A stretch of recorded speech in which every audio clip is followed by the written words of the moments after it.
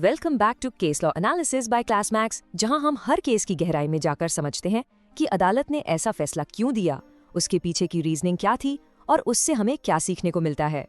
हर episode में हम एक नए केस की कहानी को सरल, इंगेजिंग और इंसाइटफुल तरीके से एक्सप्लोर करते हैं। चलिए शुरू करते हैं। आज हम जिस लैंडमार्क केस की बात करने वाले हैं वो है अरनेश कुमार बनाम बिहार राज्य। ये 2014 का एक ऐसा फैसला है जिसने भारत में पुलिस द्वारा गिरफ्तारी करने के तरीकों को, खासकर पारिवारिक विवादों से जुड़े मामलों में, हमेशा के लिए बदल दिया। इस फैसले ने व्यक्तिगत स्वतंत्रता और पुलिस की शक्तियों के बीच एक बहुत जरूरी संतुलन बनाया। आज हम इस मामले को 5 हिस्सों में समझेंगे। सबसे पहले हम देखेंगे कि कैसे एक कानून का दुरुपयोग हो रहा था। फिर हम अरनेश कुमार की कानूनी लड़ाई को जानेंगे। इसके बाद हम स्वतंत्रता और पुलिस की शक्ति के बीच के संवैधानिक सवाल को समझेंगे। चौथे हिस्से में हम सुप्रीम कोर्ट द्वारा दिए गए महत्वपूर्ण दिशा निर्देशों पर ध्यान देंगे और आखिर में हम इस फैसले के दूरगामी प्रभाव का विश्लेषण करेंगे। चलिए पहले हिस्से से शुरू करते हैं, एक कानून का दुरुपयोग। यहाँ हम उस समस्या की जड़ तक जाएंगे जिसका समाधान सुप्रीम कोर्ट को खोजना पड़ा, यानी जब एक ढाल ही हथियार बन जाती है। तो ये सब शुरू होता है भारतीय दंड संहिता की धारा 498A से। इस कानून को शादीशुदा महिलाओं को उनके पति या ससुराल वालों द्वारा की जाने वाली क्रूरता, खासकर दहेज के लिए होने वाले उत्पीड़न से बचाने के लिए बनाया गया था। ये एक कॉग्निजेबल और नॉन बेलेबल अपराध है। इसका मतलब है कि पुलिस बिना वारंट के गिरफ्तार कर सकती है और जमानत मिलना भी मुश्किल होता है। इसका मकसद महिलाओं के लिए एक सुरक्षा कवच बनना था। लेकिन इरादा कितना भी नेक क्यों ना हो, सुप्रीम कोर्ट ने पाया कि इसका इस्तेमाल एक गंभीर समस्या बनता जा रहा था। कोर्ट ने देखा कि वैवाहिक विवादों में एक फिनोमिनल इंक्रीज हुई है जो अदालतों तक पहुंच रहे थे। ऐसा लग रहा था कि कानून का असल मकसद कहीं खो रहा है। जरा इस आंकड़े को देखिए। नेशनल क्राइम रिकॉर्ड्स ब्यूरो की 2012 की रिपोर्ट के अनुसार सिर्फ एक साल में धारा 498A के तहत 1,97,762 लोगों को गिरफ्तार किया गया। ये एक चौंकाने वाली संख्या है। चिंता की बात यह थी कि इसमें पति के साथ साथ उनके बुजुर्ग रिश्तेदारों, यहाँ तक कि विदेश में रहने वाले परिवार के सदस्यों को भी गिरफ्तार किया जा रहा था।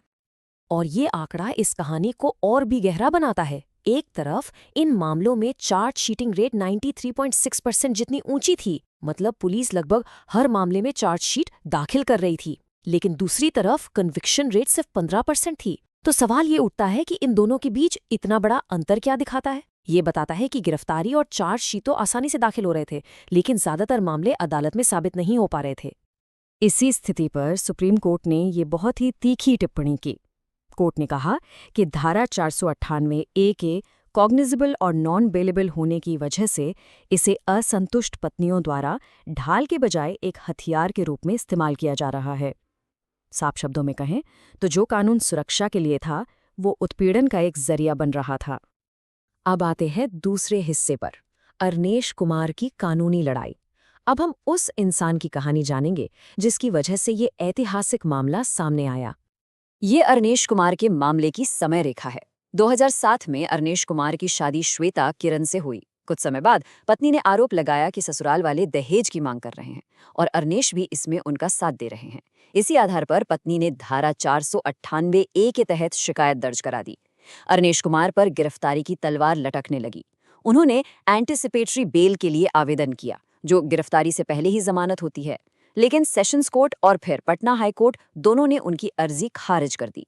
इसके बाद अरनेश कुमार इस मामले को सुप्रीम कोर्ट तक ले गए और यहीं से ये मामला एक व्यक्तिगत विवाद से बढ़कर एक बड़े कानूनी सवाल में बदल गया। ये था तीसरा हिस्सा, स्वतंत्रता बनाम पुलिस की शक्ति। इस मामले के केंद्र में लिबर्टी और पुलिस की शक्तियों के बीच का कॉन्स्टिट्यूशनल सवाल था। सुप्रीम कोर्ट ने एक बहुत ही बुनियादी सवाल पूछा, क्या गिरफ्तार करने की पावर होना और गिरफ्तारी को जस्टिफाई करना एक ही बात है? दूसरे शब्दों में, सिर्फ इसलिए कि पुलिस किसी को गिरफ्तार कर सकती है, क्या उसे हर हाल में गिरफ्तार कर लेना चाहिए? ये सवाल इस पूरे मामले की नींव है। इस सवाल का जवाब कोड ऑफ क्रिमिनल प्रोसीजर यानी CRPC की धारा 41 में छिपा है। ये धारा उन शर्तों को बताती है जिनके तहत एक पुलिस अधिकारी बिना वारंट के किसी व्यक्ति को गिरफ्तार कर सकता है, खासकर उन अपराधों में जिनकी सजा 7 साल से कम है। धारा 498A भी इसी कैटेगरी में आती है। धारा 41 के तहत गिरफ्तारी ऑटोमेटिक नहीं हो जाती। कानून में इसके लिए कई शर्तें हैं। सबसे पहले पुलिस अधिकारी के पास ये मानने का एक उचित कारण होना चाहिए कि उस व्यक्ति ने अपराध किया है, लेकिन सिर्फ इतना काफी नहीं है। इसके अलावा अधिकारी को ये भी सुनिश्चित करना होगा कि गिरफ्तारी इन कारणों में से किसी एक के लिए जरूरी है, जैसे कि उस व्यक्ति को कोई और अपराध करने से रोकने के लिए, मामले की सही जांच के लिए, सबूतों से छेड़छाड़ रोकने के लिए, गवाहों को धमकाने से रोकने के लिए, या ये सुनिश्चित करने के लिए कि वो जरूरत पड़ने पर अदालत में पेश होगा। और इस प्रक्रिया में 2 स्तरीय जांच प्रणाली है। पहला, पुलिस अधिकारी को धारा 41 की चेकलिस्ट के आधार पर गिरफ्तार करने या न करने के कारणों को लिखित में दर्ज करना होगा। दूसरा, मैजिस्ट्रेट को पुलिस की रिपोर्ट और कारणों की जांच करनी होगी और केवल अपनी सैटिस्फैक्शन दर्ज करने के बाद ही वो आगे हिरासत को मंजूरी दे सकते हैं। इसका मतलब है कि हिरासत एक रूटीन की तरह नहीं दी जा सकती। तो इस पूरी समस्या को समझते हुए सुप्रीम कोर्ट ने एक ठोस समाधान दिया। यह है हमारा चौथा हिस्सा, सुप्रीम कोर्ट के दिशा निर्देश। ये वो गाइडलाइंस हैं जो अनावश्यक गिरफ्तारियों को रोकने के लिए बनाए गए। कोर्ट ने एक साफ स्टेप बाय स्टेप प्रोसीजर तय की। पहला, कोई भी गिरफ्तारी अपने आप नहीं होगी। पुलिस को पहले धारा 41 के तहत गिरफ्तारी की जरूरत पर खुद को संतुष्ट करना होगा। दूसरा, सभी पुलिस अधिकारियों को धारा 41 के शर्तों वाली एक चेकलिस्ट दी जाएगी। तीसरा, भरी हुई चेकलिस्ट और गिरफ्तारी के कारणों को मैजिस्ट्रेट के सामने पेश करना होगा। चौथा, मैजिस्ट्रेट हिरासत को मंजूरी देने से पहले दिए गए कारणों पर अपनी सेटिस्फैक्शन दर्ज करेंगे। और पांचवां और सबसे महत्वपूर्ण, इन निर्देशों का पालन न करने वाले पुलिस अधिकारियों और मैजिस्ट्रेट्स पर डिपार्टमेंटल एक्शन होगी और वे कंटेम्प्ट ऑफ कोर्ट के लिए भी उत्तरदायी होंगे। और इन गाइडलाइंस का असर सिर्फ धारा 498A के मामलों तक ही सीमित नहीं है। सुप्रीम कोर्ट ने साफ किया कि ये दिशा निर्देश उन सभी मामलों पर लागू होते हैं जहां अपराध की सजा 7 साल तक की कैद है। इसने इस फैसले के दायरे को बहुत बड़ा कर दिया। चलिए अब आखिरी हिस्से पर चलते हैं, इस फैसले का स्थायी प्रभाव। अब हम देखते हैं कि अरनेश कुमार के फैसले ने हमारी कानूनी व्यवस्था पर क्या स्थायी प्रभाव छोड़ा है और कैसे इसने सुरक्षा और स्वतंत्रता के बीच एक संतुलन बनाने की कोशिश की है। अरनेश कुमार फैसले की लेगेसी बहुत महत्वपूर्ण है। इसने अपने आप और मनमानी गिरफ्तारियों के मामलों में कमी लाई। इसने इस बात पर जोर दिया कि असली उत्पीड़न झेल रही महिलाओं की सुरक्षा और कानून के दुरुपयोग को रोकने के बीच संतुलन बनाना जरूरी है। इसने व्यक्तिगत स्वतंत्रता को एक फंडामेंटल राइट के रूप में और मजबूत किया।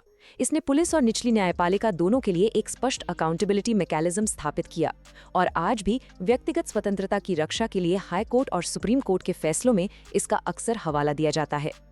चलिए अब आपकी समझ को परखने का समय है। अरनेश कुमार फैसले के आधार पर एक पुलिस अधिकारी किसी व्यक्ति को 7 साल से कम सजा वाले अपराध के लिए कब गिरफ्तार कर सकता है? आपके ऑप्शंस हैं: ए, तुरंत अगर अपराध कॉग्निजेबल और नॉन बेलेबल है, बी, केवल एक वरिष्ठ अधिकारी से परमिशन लेने के बाद, सी, केवल तभी जब गिरफ्तारी जांच के लिए या किसी अन्य अपराध को रोकने के लिए जरूरी हो और कारणों को रिकॉर्ड किया गया हो, या डी, जैसे ही पीड़ित द्वारा शिकायत दर्ज की जाती है। अपना जवाब नीचे कमेंट सेक्शन में जरूर लिखें। क्लास मैक्स देखने के लिए आपका बहुत बहुत धन्यवाद। मुझे उम्मीद है कि आपको यह विश्लेषण पसंद आया होगा। हमारे चैनल को सब्सक्राइब करना ना भूलें और अगर आप हमें इंस्टाग्राम या फेसबुक पर देख रहे हैं तो हमें फॉलो करें। इस वीडियो को लाइक करें, अपने विचार कमेंट में लिखें और इसे अपने दोस्तों के साथ शेयर करें। मिलते हैं अगले मामले में।